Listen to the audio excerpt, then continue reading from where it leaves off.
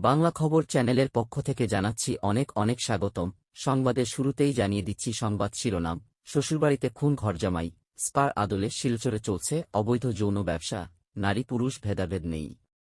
সবাই পাবেন ৫,০০০ টাকা। বন্ধুরা, ছোট্ট একটি রিকোয়েস্ট, বিস্তারিত খবরে যাওয়ার পূর্বে চ্যানেলটিকে সাবস্ক্রাইব করে পাশের বেল আইকনটি বাজিয়ে দিন, যাহাতে নিত্য নতুন খবরাখবর নোটিফিকেশনের মাধ্যমে সবার আগে আপনাদের কাছে পৌঁছে যায়। এবারে শুনুন বিস্তারিত খবর।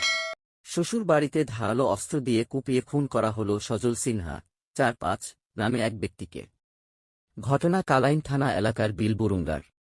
সজল তার শ্বশুরবাড়িতে ঘর জামাই হিসেবে থাকতেন। এই ঘটনায় পুলিশ আটক করেছে সজলের পত্নী সুবর্ণা সিনহা, ৩-৮ কে। সজল মূলত ছিলেন করিমগঞ্জ জেলার পাথারকান্দি এলাকার বাসিন্দা। প্রায় ১-৫ বছর আগে তার সঙ্গে বিয়ে হয় সুবর্ণার। বিয়ের পর থেকেই সজল শ্বশুরবাড়িতে ঘর জামাই হিসেবে থাকতে শুরু করেন। সজলের উপর হামলা চালানো হয় শুক্রবার দুপুর ১-২টা নাগাদ। শরীরের বিভিন্ন স্থানে ধারালো অস্ত্রের কোপে তিনি শ্বশুরবাড়ির সীমানার একপাশে পড়েছিলেন রক্তাক্ত অবস্থায়। খবর পেয়ে বিহারা ফাঁড়ি পুলিশ সেখানে পৌঁছে তাকে উদ্ধার করে চিকিৎসার জন্য পাঠায় সোনাপুর হাসপাতালে। তবে হাসপাতালে পৌঁছার পরেই তার মৃত্যু ঘটে। পুলিশ ঘটনার পর সজলের পত্নী সুবর্ণাকে জিজ্ঞাসাবাদের জন্য আটক করেছে। পুলিশের এক সূত্র জানান, প্রাথমিকভাবে যে তথ্য পাওয়া গেছে সে অনুযায়ী সজল এবং সুবর্ণার মধ্যে কিছুদিন ধরে সম্পর্ক খুব ভালো ছিল না। প্রায়ই দুজনের মধ্যে ঝগড়া বিবাদ হতো। এদিনও দুজনের মধ্যে ঝগড়া বিবাদ হয়েছে বলে খবর পাওয়া গেছে। পুলিশের সূত্রটি জানান, ঘটনার পারিপার্শ্বিকতা এবং প্রতিবেশীদের বক্তব্যের সূত্র ধরে সজলের পত্নী সুবর্ণাকে সন্দেহ করা হচ্ছে। তাই জিজ্ঞাসাবাদের জন্য আটক করা হয়েছে তাকে।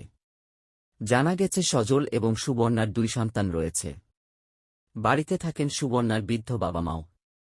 ঘটনাকে ঘিরে এলাকা জুড়ে সৃষ্টি হয়েছে তীব্র চাঞ্চল্যের।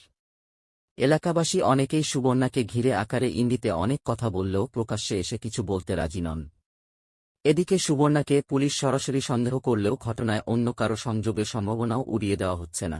পরের খবর। কেন্দ্র হোক বা রাজ্য, প্রত্যেক সরকারই জনগণের সুবিধার কথা ভাবে। সেই কারণে সাধারণ মানুষের সুবিধার্থে একাধিক প্রকল্প চালু করা হয়েছে। উদাহরণ হিসেবে পশ্চিমবঙ্গ সরকারের লক্ষ্মীর ভাণ্ডার, কন্যাশ্রীর কথা বলা যেতে পারে। তবে আজ রাজ্য সরকার নয়, বরং কেন্দ্রের একটি প্রকল্প নিয়ে আলোচনা করা হবে, যার দ্বারা উপকৃত হয়েছেন এদেশের অগুন্তি মানুষ। দেশবাসীর সুবিধার্থে দুর্দান্ত প্রকল্প কেন্দ্রের। এই প্রকল্পের উপভোক্তারা কোনো কাজকর্ম ছাড়াই বাড়ি বসে মাস গেলে ৫,০০০ টাকা অবধি পেতে পারেন। সবচেয়ে বড় কথা হল, এখানে নারী পুরুষ ভেদাভেদ নেই। অর্থাৎ পুরুষ মহিলা উভয়ই কেন্দ্রের এই স্কিমে আবেদন করতে পারেন। এই দুর্দান্ত প্রকল্পের নাম হল অটল পেনশন যোজনা। ২০১৫-১৬ অর্থবর্ষে কেন্দ্রের তরফ থেকে এই প্রকল্প চালু করা হয়েছিল। এরপর থেকে সাফল্যের সঙ্গে এই প্রকল্প চলছে। এই স্কিমে রোজ মাত্র ৭ টাকা তথা ১ মাসে ২১০ টাকা বিনিয়োগ করতে হয় উপভোক্তাদের। এরপর ৬০ বছর বয়স হলেই মাস গেলে ৫,০০০ টাকা করে পেনশন পেতে পারেন তারা। আরও পড়ুন অপেক্ষার অবসান। রাজ্য সরকারি কর্মীদের জন্য বিরাট সুখবর, নয়া বিজ্ঞপ্তি জারি অর্থ দফতরের। কেন্দ্রীয় সরকারের এই প্রকল্পে আবেদনের একটি নির্দিষ্ট বয়সসীমা রয়েছে। ১-৮ থেকে ৪০ বছর বয়সী ব্যক্তিরাই অটল পেনশন যোজনায় নাম নথিভুক্ত করাতে পারেন। জানা যাচ্ছে, কোনো ব্যক্তি যদি ১-৮ বছর বয়স থেকে প্রত্যেক মাসে ২১০ টাকা করে জমাতে শুরু করেন, তাহলে ৬০ বছর বয়সের পর থেকে মাসিক ৫,০০০ টাকা করে পাবেন। এক কথায়, কর্মরত অবস্থায় কেন্দ্রের এই প্রকল্পে নাম নথিভুক্ত করালে অবসর পরবর্তী জীবনে আয় নিয়ে চিন্তা খানিকটা কমতে পারে উপভোক্তাদের। শুধু তাই নয়, এই স্কিমের আরও বেশ কিছু সুযোগ সুবিধা রয়েছে। যেমন, এই স্কিমে বিনিয়োগ করলে ইনকাম ট্যাক্স অ্যাক্টের ৮০(সি) নিয়মের অধীন ১.৫ লক্ষ টাকা অবধি আয়কর বাঁচানো যেতে পারে। পরের খবর। প্রথম দফায় ভেতরে ঢুকতে গেলেই গুনে দিতে হচ্ছে একটা নির্দিষ্ট পরিমাণের এন্ট্রি ফি। এরপর ভেতরে ঢোকার পর থাকছে বিভিন্ন ধরনের মালিশের বিভিন্ন দর সম্বলিত তালিকা। এসবের পর তৃতীয় দফায় শুরু হয়ে থাকে আসল খেলা, যার দরের কোনো লিখিত তালিকা থাকে না, মুখে জানিয়ে দেওয়া হয় দর। তৃতীয় দফার স্পেশাল সার্ভিস বা বিশেষ পরিষেবা নাম দিয়ে চলে থাকে অবাধ যৌনতা। শিলচরের একাংশ স্পা র কার্যবিবরণী এমনই।